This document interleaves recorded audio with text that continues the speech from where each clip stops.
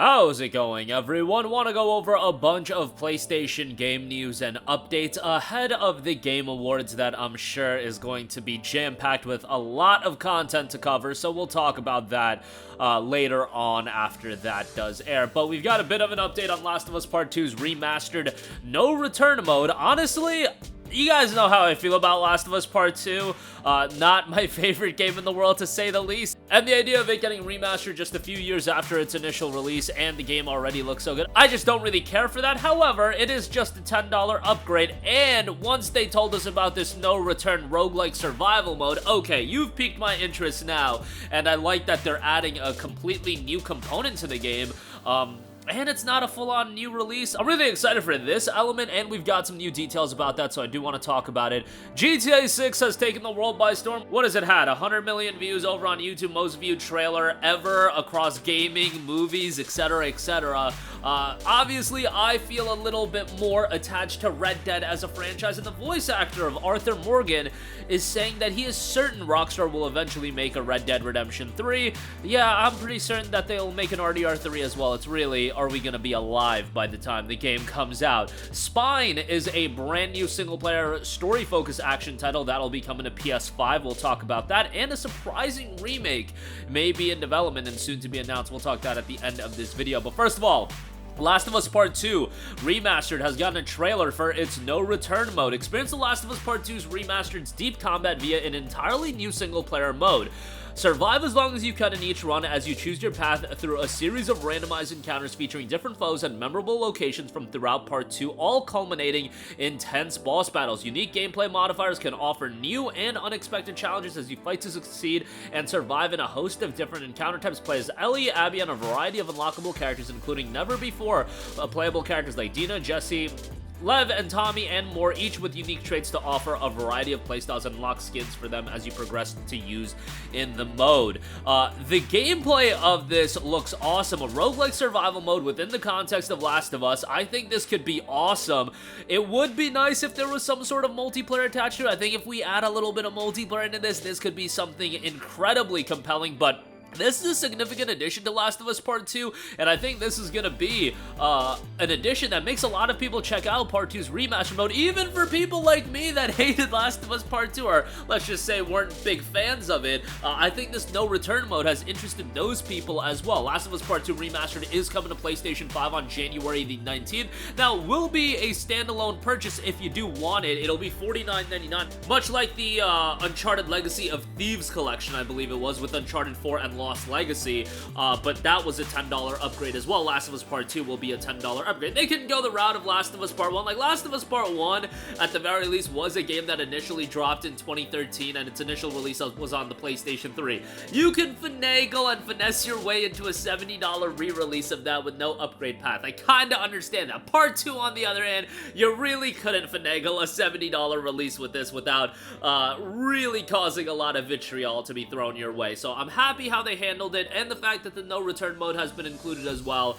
I think this is going to be an element of this release that's going to make a lot of people excited, and even, again, people like me that aren't the biggest fans of Last of Us Part 2, I think, are going to get excited for this. And for all of you that are going to be excited to play through Last of Us Part 2 again, new set of trophies, everything like that, hey, more power to you. I always say that, you know, when it comes to Last of Us Part 2, I do believe most people did end up enjoying the game. I think the people that dislike the game, like myself, we were more vocal about it. That is what I think it is, and whenever there's an aspect of a game that people really vehemently dislike, you are gonna see a little bit more of a vocal minority. I don't know if that's entirely the case. Maybe it's a 50-50 split with Last of Us Part 2, 70-30, 60-40 either way. I don't know. I just do know that sometimes when it comes to stuff like this, the people that do dislike it tend to be a little bit more vocal online. So I will concede to that fact, and I often see it in my comment section that there are a lot of people that do love Last of Us Part 2, and then there are a lot of people that are obviously more of my line of thinking and weren't big fans of it, but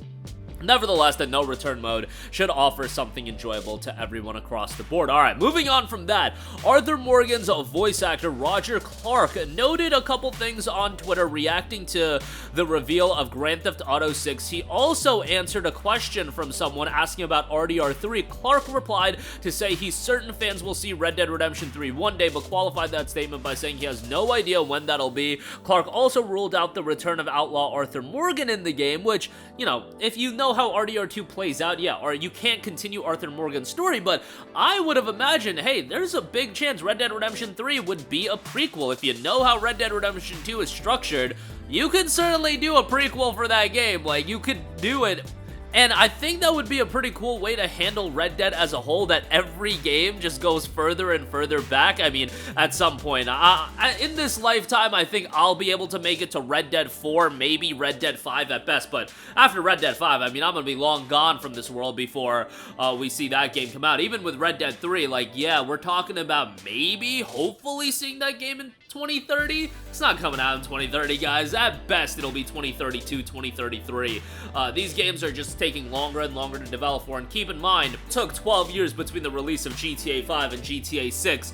That window is just gonna get longer and longer. I could see it being 15 years between Red Dead 2 and Red Dead 3, and 15 years between Red Dead 2 and 3 would put us at 2033, and yeah, 2033 sounds like a timetable where I would be expecting Red Dead 3. That's why when we hear about these franchises that are potentially starting new trilogies, like let's say a Mass Effect, let's say with the next Mass Effect game they kick off a new trilogy, well, when is that trilogy gonna conclude? The conclusion of that trilogy may come at a time when I am legitimately no longer on this planet. That is not hyperbole anymore, that is reality of the situation. So that's like a wild thing to think about, given that you're talking about development cycles getting, you know, 5 to 7 years, and it's only gonna get longer and longer. It's gonna get 8 to 10 years, 10 to 12 years. At some point, that bubble is gonna burst because there are only so many people that are buying and playing video games that if you're spending 10 to 12 years of a budget on a game, okay, at that point, not a lot of games can sustain development, but you get the idea. It's just when we talk about stuff like Red Dead 3, I'm sure it's gonna happen. Red Dead 2 did incredibly well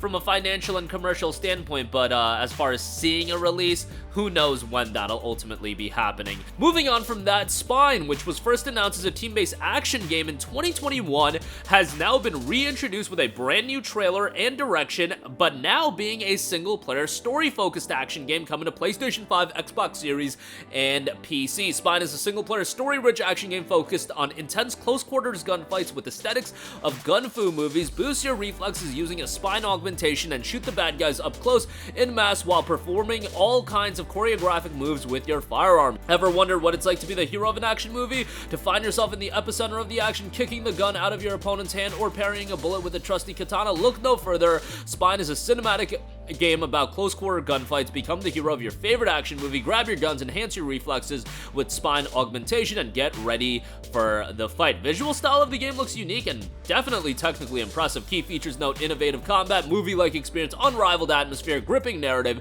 and cutting-edge tech and graphics. Spine doesn't currently have an official release window, but hopefully it'll be dropping sometime in 2024, but probably more likely 2025. Lastly, do want to note this, Brothers, A Tale of Two Sons, rumored to be getting a remake as noted by Biblicune on Twitter. Now, Biblicune has been on the money with all of their previous reports when it comes to PlayStation Plus and stuff like that. Brothers, A Tale of Two Sons is a game that I often talk up on this channel. Is it a game that I would have expected to get a remake? Absolutely not. This seems like kind of an off-the-wall one to do a remake, but he noted maybe we'll see an announcement at the Game Awards, which I don't know when Brothers: A Tale of Two Sons came out. Did it win any Game Awards that year? Like, I could easily see it winning something. I forget how the Game Awards was structured back when Brothers came out as well. It's a super short game, but a very emotionally gripping game. And to see it get a remake, hey, I'll talk it up. It can't be priced anything more than like 20 to 30 bucks. Like 30 bucks is really pushing it. But if it's priced anything less than 20, I would say it might be a good pickup. So we'll see how that turns out, and potentially an announcement here very shortly. But that is going to do it for me. Again, Last of Us Part 2's no return mode is shaping up to be probably the most captivating element of the re-release. I mean, it's a new component to the game, so super excited about that.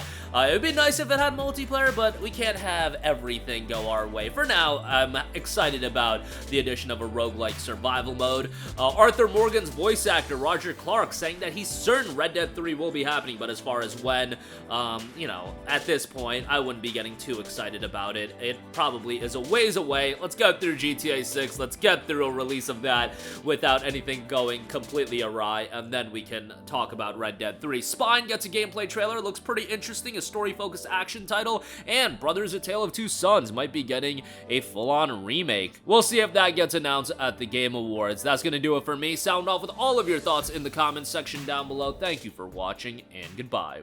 Hey guys, we hope you enjoyed the video, and if you did, make sure to hit the subscribe button, and if you're already subscribed, do us a favor and hit the bell icon. This way you'll be notified whenever we post a new video. That's the best way to keep up with all of our uploads, and we usually try to upload 2 videos a day. And with the bell icon hit, you'll be notified whenever we do upload a video. As always, thanks for watching.